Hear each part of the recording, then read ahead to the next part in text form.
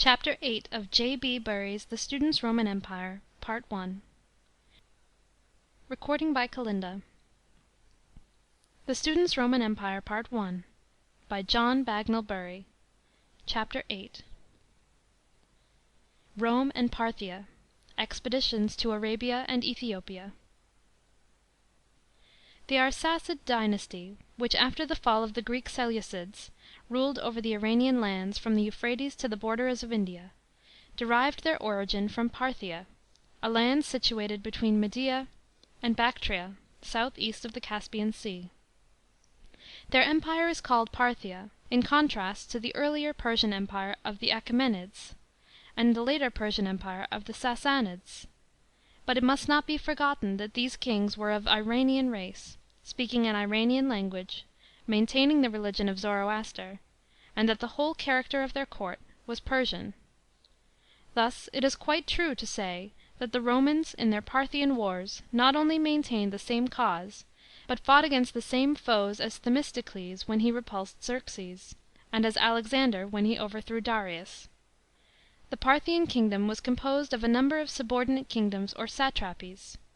The Greek cities in Mesopotamia formed an exception, to which we must add the flourishing mercantile city of Seleucia, which had taken the place of ancient Babylon. In this respect the Parthian and Roman states have been sometimes contrasted. In the Parthian realm dependent kingdoms were the rule, city communities the exception. In the Roman Empire cities were the rule, dependent kingdoms the exception.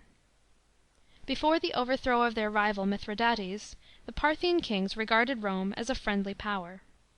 But after the victories of Pompeius, when the common enemy had fallen, Rome and Parthia stood face to face and became rivals themselves. Syria then became a Roman province, and the Euphrates was fixed by treaty as the boundary between the great European and the great Asiatic power.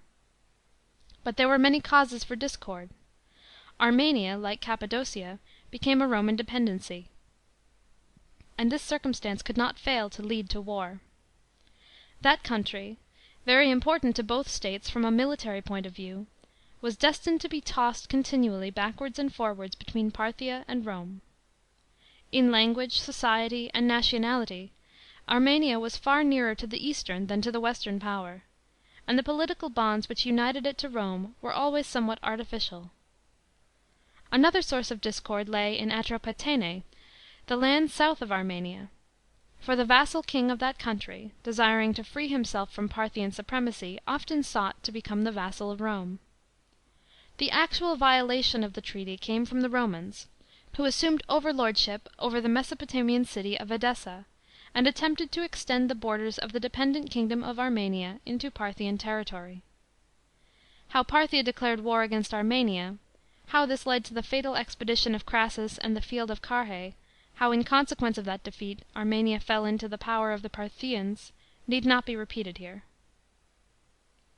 Elated by their success, the Parthians began to demand the cession of Syria, while on the side of Rome it was regarded as a matter of honour to revenge the defeat at Carrhae and recover the standards of Crassus.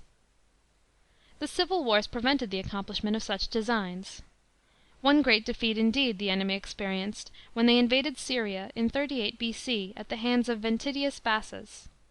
Pacorus, the son of the great king, fell on the field of Gindaros. Marcus Antonius at length seriously faced the Parthian question, in connection with his own ambitious design of founding a great eastern empire composed of dependent kingdoms.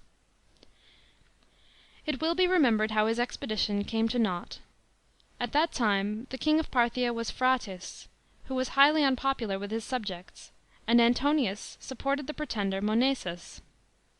The king of Armenia was Artavasdes, and he, wishing to increase his dominion by the addition of Atropatene, ardently supported Antonius.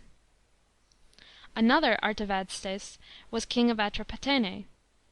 Antonius blamed the Armenian king for his failure, repaired to Armenia in 34 B.C., seized him, and carried him to Egypt, where he was put to death by Cleopatra. His son Artaxes fled to the Parthians. At the same time Antonius became reconciled with Artavasdes of Atropatene, obtained his daughter in marriage for a son of his own, whom he set up as king of Armenia.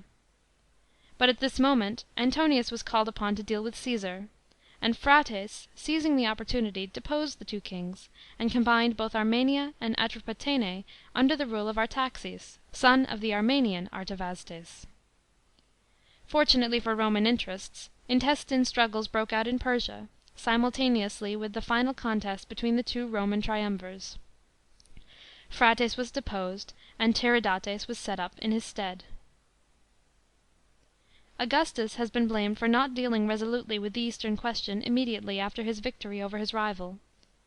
It has been said that he should have at once taken steps to plant his power in Armenia, and make that country securely and permanently Roman, at the same time establishing a recognised authority over the Colchians, the Iberians, and the Albanians, who inhabited the regions between Armenia and the Caucasus, the Euxine and the Caspian.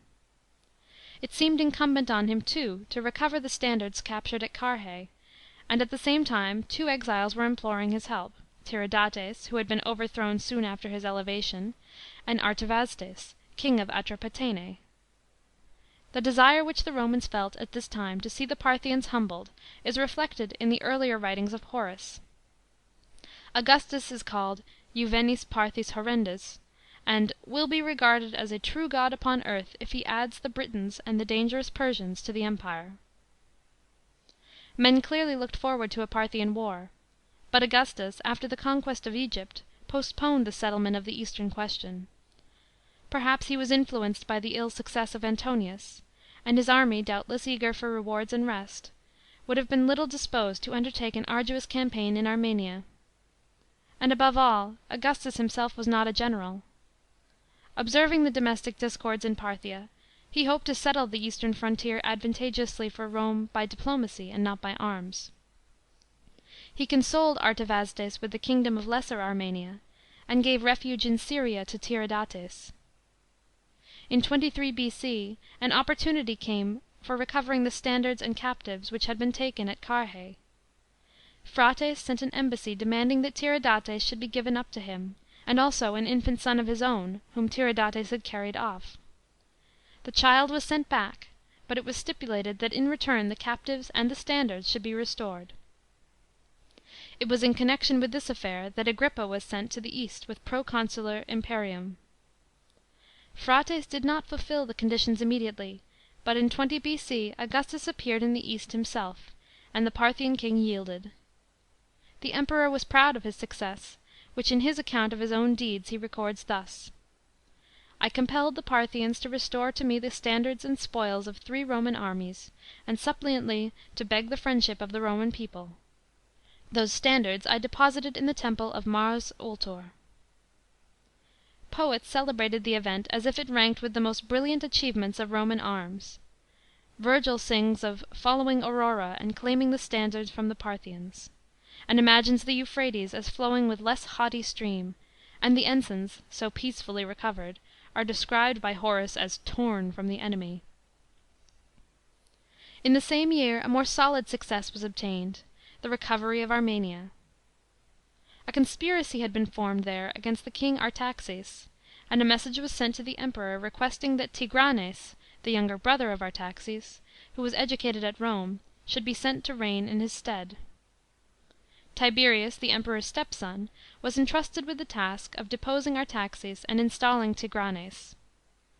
Artaxes was murdered by the party which had conspired against him, and Tigranes was established in the kingdom, which thus became once more a dependency of Rome. Atropatene, however, was separated and given to Ariobarzanes, son of its former king Artavasdes, but it seemed to have remained under Parthian supremacy. Ariobarzanes, like Tigranes, had been educated at Rome.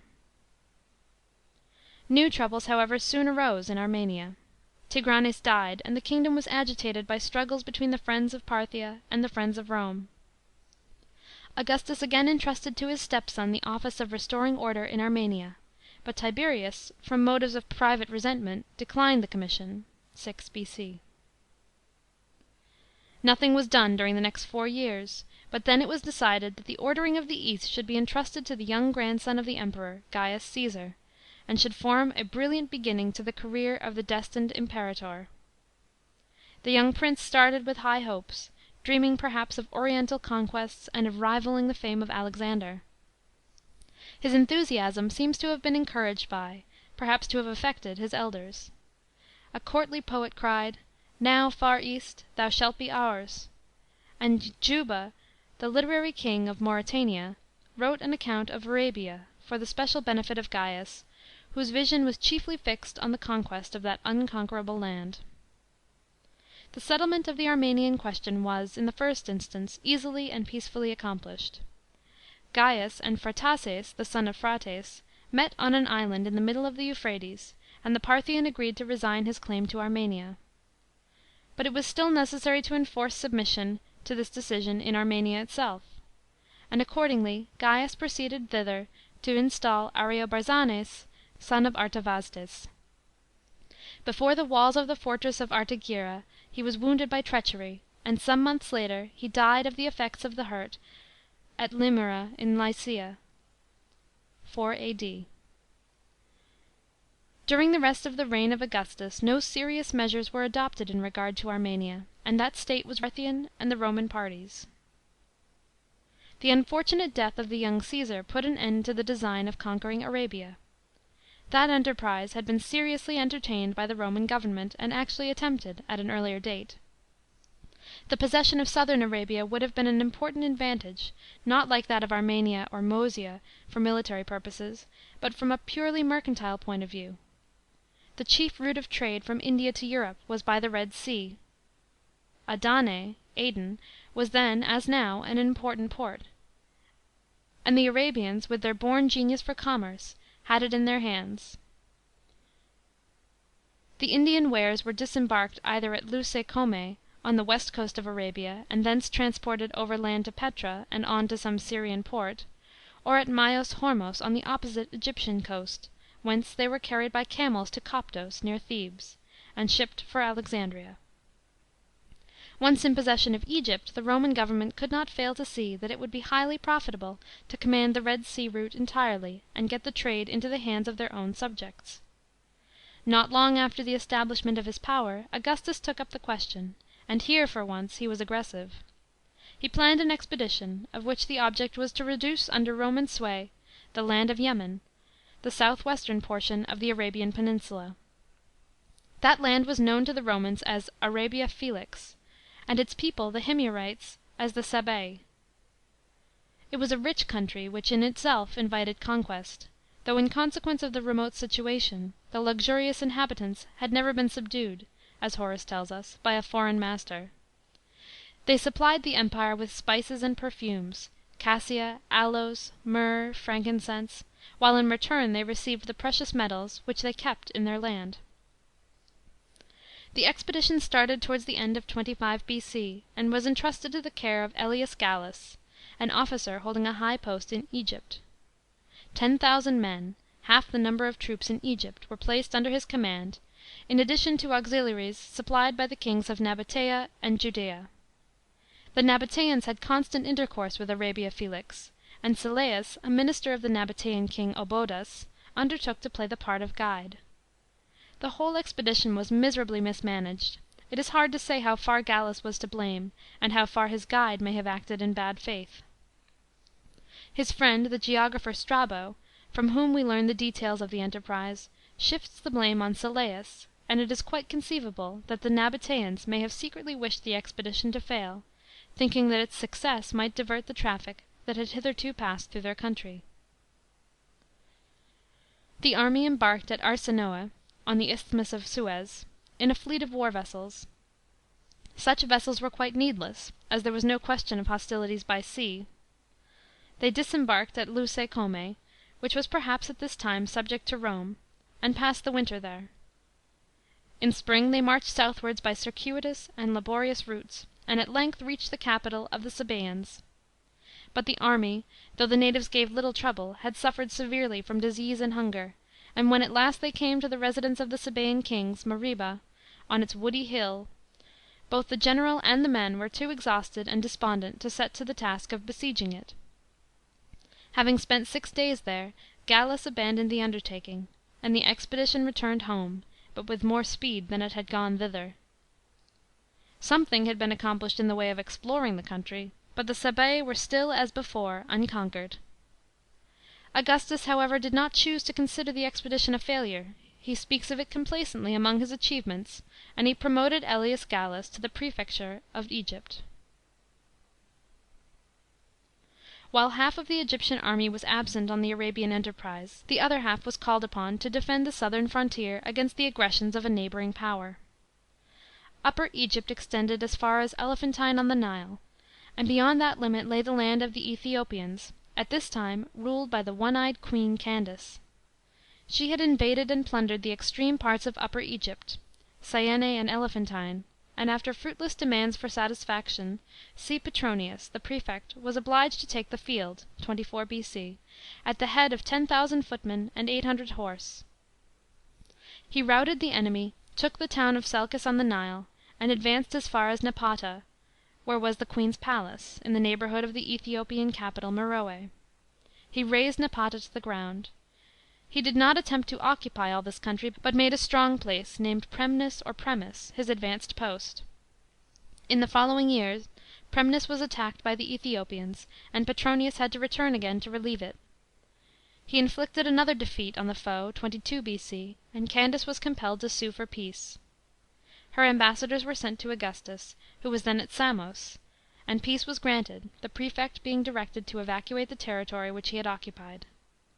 Augustus drew the line of frontier at Syene.